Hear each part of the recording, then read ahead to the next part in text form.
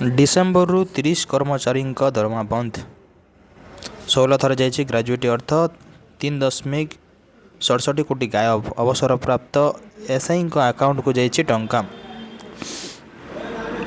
उत्तरांचल अबकारी गुइंदा विभाग में विचित्र स्थिति सृष्टि होती। विभाग जड़े अवसर प्राप्त एसआई बैंक अकाउंट को ग्राजुएट टंका थरे बदल में 16 थर जाइए। मोट 3.67 लक्ष टंका संपृक्त एसआई बैंक अकाउंट को जाइए।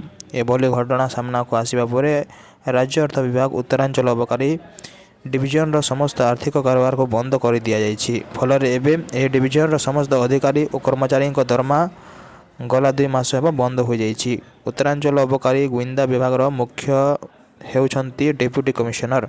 गला 2 वर्ष हेब यह पदवी खाली पड़ी।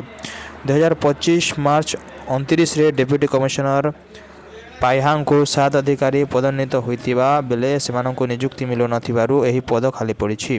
कटक में अवस्थापित जड़े जुग्म कमिशनर पाइहार अधिकारी को अस्थायी भाव यार दायित्व में रखा जाइए। तेणु यही जुग्म कमिशनर उत्तरांचल डिविजन अबकारी गुइंदा विभाग वीडियो दायित्व में अच्छा। 2023-24 रे जड़े एसआई उत्तरांचल अबकारी गुइंदा विभाग में अवसर प्राप्त नहीं। कटक जिला आठगड़र यह अधिकारी अवसर पर तांकु नियम अनुजाई थरे ग्रेजुएटी बाबद टंका मिलवा कथा, किंतु तांको अकाउंट रे 16 थर बिल करी ऑनलाइन माध्यम में टंका जमा करा जाइछि। 2023-24 और 2024-25 आर्थिक वर्ष रे 3.67 लक्ष टंका जमा करा जाइछि। उत्तरांचल अबकारी गुइंदा विभाग यही टंका पठ करा जाइछि।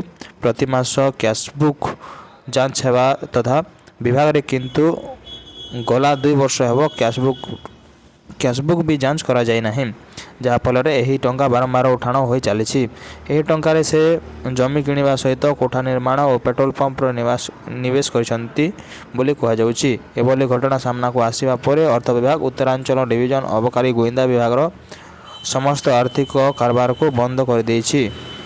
गला 2025 डिसेम्बर और 2026 जनवरी दरमा यही रेंज रे 30 जन अधिकारी और कर्मचारी पाई नाहांती। एथिरे डीएसपी पाइहार को कॉन्स्टेबल जाए कर्मचारी अछंती।